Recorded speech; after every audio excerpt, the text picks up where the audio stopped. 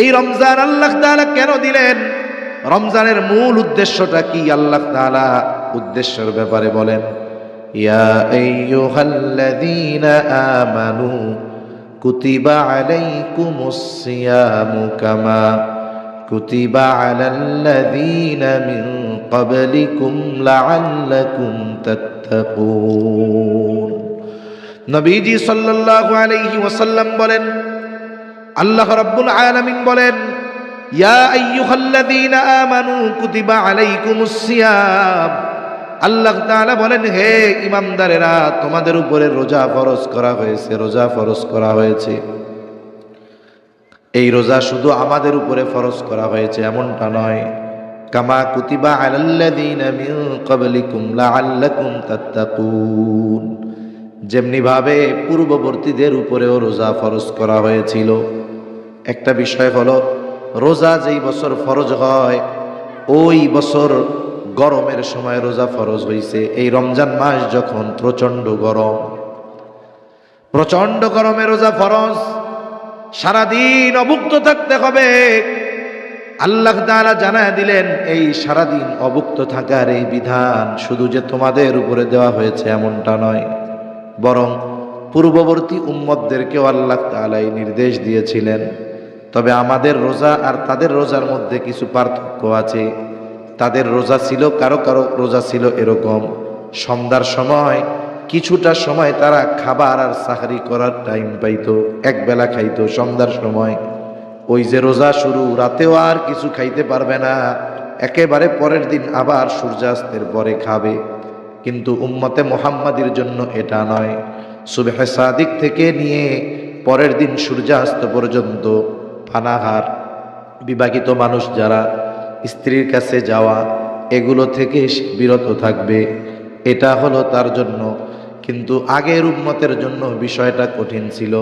আবার দেখুন, যখন কাউকে কোনো আদেশ করা হয়, সাথে সাথে যদি এটাও বলে দেওয়া হয় এই আদেশ শুধুই যে তোমাকে বাস্তবায়ন করতে বলা হচ্ছে এমনটা নয়, তোমার আগেও তোমার মতো মানুষেরাও এই কাজগুলো করেছে।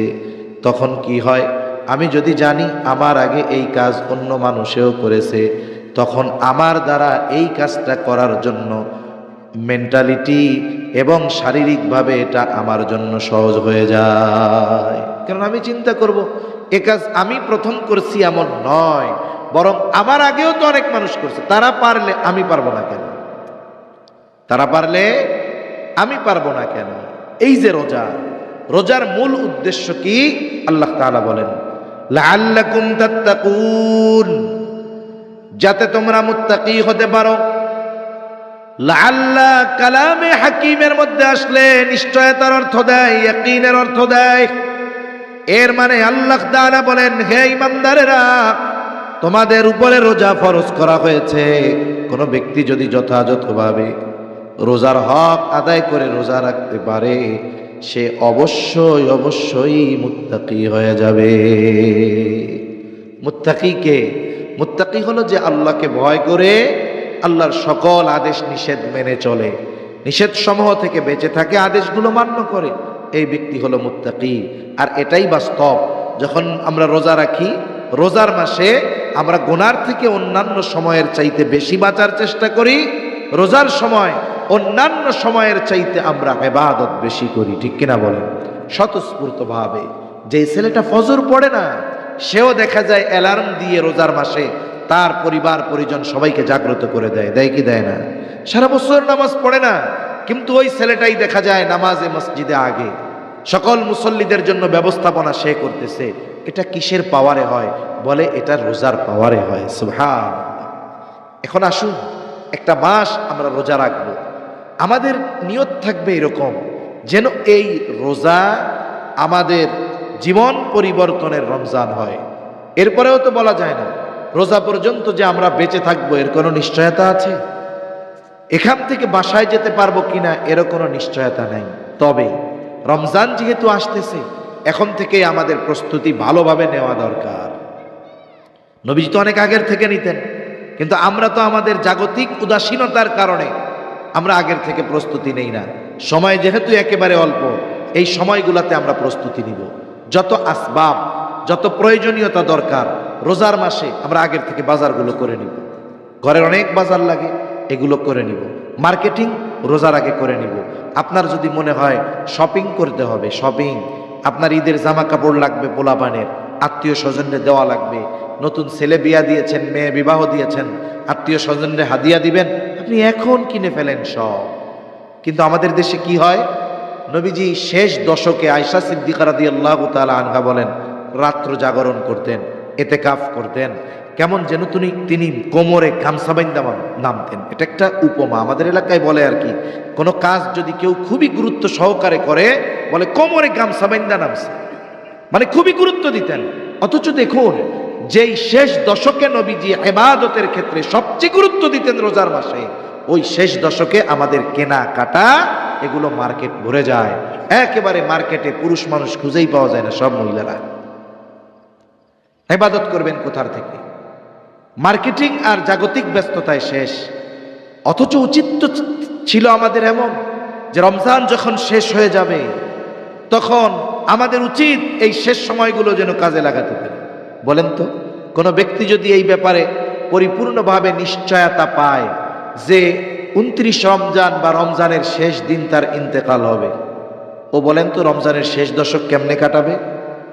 তো বাড়িই যাবে না, মসজিদ থেকে বাহিরই হবে না। মুফাসসিরিনে কেরাম বলেন কোথাও যদি এই কথা থাকে এরকম যে এই আমলে সব গুনাহ মাফ হয়ে যায়, এর দ্বারা উদ্দেশ্য সগীরা গুনাহ।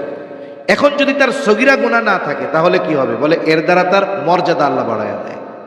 এখন একজন ব্যক্তি রোজা রাখছে, তার সগীরা গুনাহও নাই, কথার কথা, কারণ সগীরা গুনাহ প্রতিনিয়ত মাফ হয়।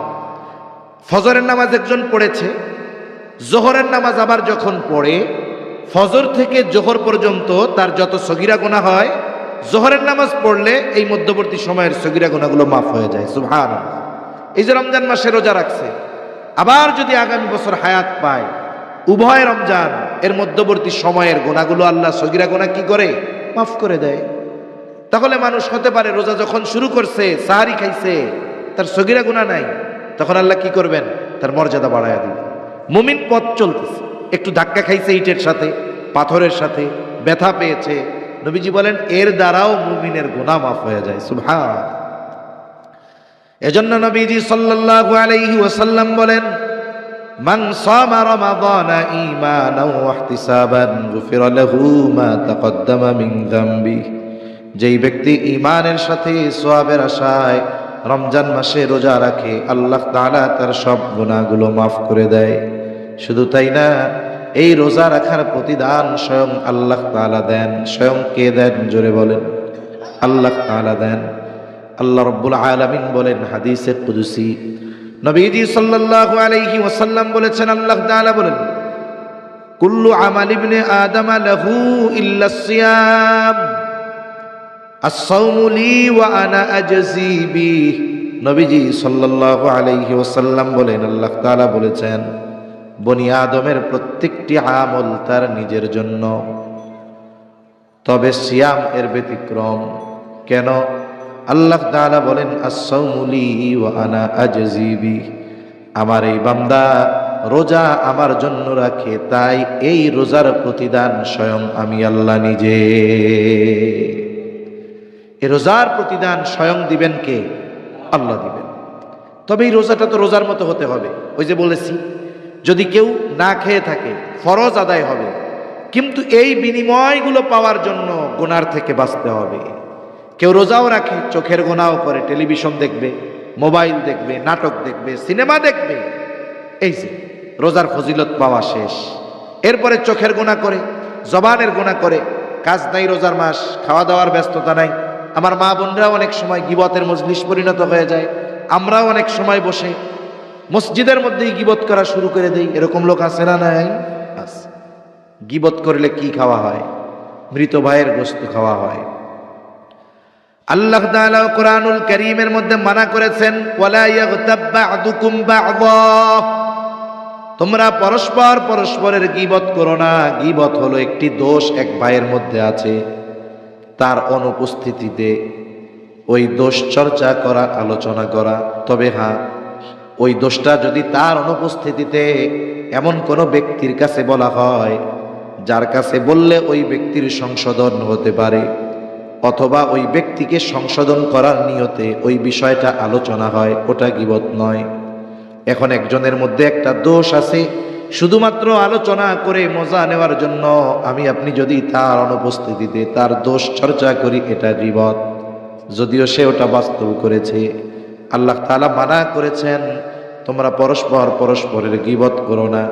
ওয়ালা ইয়াগতাব বা'দুকুম বা'দা, তোমরা পরস্পর পরস্পরের গীবত করো না।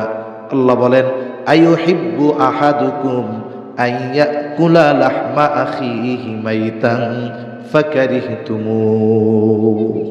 আইয়ুহিব্বু আহাদুকুম, তোমাদের মধ্যে কেউ কি এটা পছন্দ করো যে তোমরা তোমাদের মৃত ভাইয়ের গোশত খাবা? এটা কেউ পছন্দ করে বলেন তো?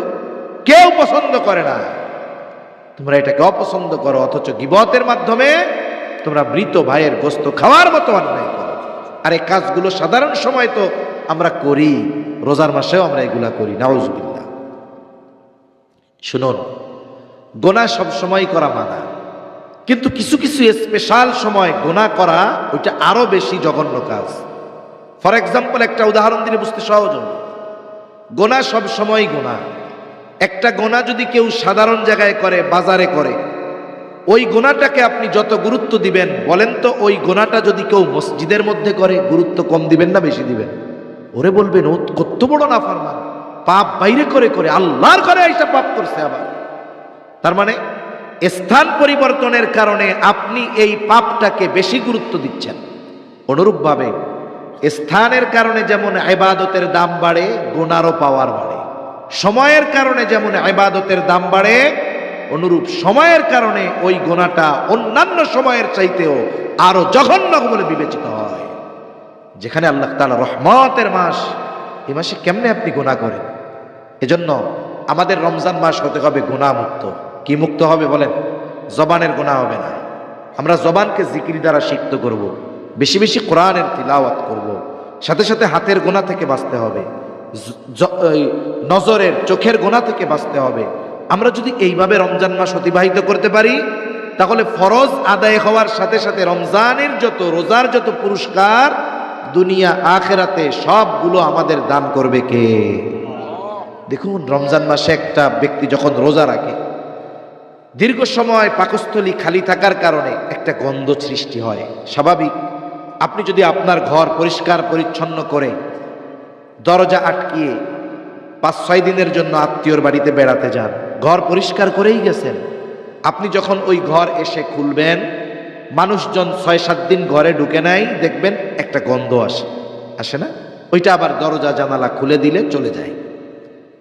অনুরূপভাবে যখন কেউ রোজা রাখে, বলে আল্লাহর নবী সাল্লাল্লাহু আলাইহি ওয়াসাল্লাম বলেন, লা খুলুফু ফামিস সাইমি আতয়াবু ইনদাল্লাহি তাআলা মির রিহিল মিস্ক।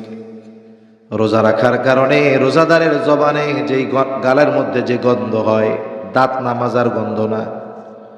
এজন্য রোজা রাইখা মেসওয়াক দিয়ে দাঁত মাজতে হবে। এই গন্ধটা হলো পাকস্থলী থেকে খাবার না খাওয়ার কারণে একটা গন্ধ। আল্লাহর নবী বলেন, এই যে রোজা রাখার কারণে তার মুখের মধ্যে যে গন্ধ হলো, এটা আল্লাহ তাআলার কাছে মিশক আম্বরের চাইতেও বেশি প্রিয়। লা খুলুফু ফামিস সাইমি আতয়াবু ইনদাল্লাহি তাআলা মির রিহিল মিস্ক। এখন আপনি যদি, আমি যদি গীবত কইরা আমার দাঁত মরা ভাইয়ের গোশত দিয়া ভরায় ফেলি, গন্ধ তো বের হবে, যেটা ওইটা গীবতের আর মরা ভাইয়ের গোশত খাওয়ার গন্ধ, ঠিক কিনা বলেন? এই জন্য মনে রাখতে হবে, জবানের গুনাহ থেকে বাঁচতে হবে। এই জবান বড় কঠিন এক জিনিস। প্রকৃত মুসলমান হতে হলে জবান নিয়ন্ত্রণ দরকার, জান্নাত পেতে হলে জবান নিয়ন্ত্রণ দরকার, ঠিক কিনা? এজন্য নবীজি সাল্লাল্লাহু আলাইহি ওয়াসাল্লাম বলেন, আল মুসলিমু মান সালিমাল মুসলিমুনা মিন লিসানিহি ওয়া ইয়াদিহি। নবীজি সাল্লাল্লাহু আলাইহি ওয়াসাল্লাম বলেন, প্রকৃত মুসলমান হলো সে যার জবান এবং হাতের অনিষ্ট থেকে অপর মুসলমান নিরাপদ থাকে। তাহলে প্রকৃত মুসলমান হতে চাইলে জবানের হেফাজত। আবার নবীজি আর এক হাদিসের মধ্যে বলেন, তোমরা আমাকে দুটো জিনিস হেফাজতের গ্যারান্টি দাও, আমি তোমাদেরকে জান্নাতের গ্যারান্টি দিয়ে দিব। একটা হলো 2 চোয়ালের মধ্যবর্তী যেই গোশতের টুকরা জিহ্বা, আর একটা হলো উভয় রূপ মধ্যবর্তী স্থান, লজ্জা স্থান। এই দুইটা জিনিস হেফাজতের গ্যারান্টি দাও, আমি তোমাদেরকে জান্নাতের গ্যারান্টি দিয়ে দিব। প্রকৃত মুসলিম হতে হলে, জান্নাতে যেতে হলে জবানের হেফাজত দরকার। প্রকৃত মুসলমান হতে হলে জবানের হেফাজত দরকার। বলে রোজা রেখে যদি আল্লাহর কাছ থেকে উত্তম বিনিময় আশা করি, আল্লাহকে যদি চাই, তাহলে অবশ্যই অবশ্যই জবানের হেফাজতের দরকার। আল্লাহ আমাদের জবান সম্পৃক্ত সব গুনাহ থেকে বাঁচার তৌফিক দান করুন। আল্লাহ আমাদের চোখের সব গুনাহ থেকে বাঁচার তৌফিক দান করেন, বলি আমিন।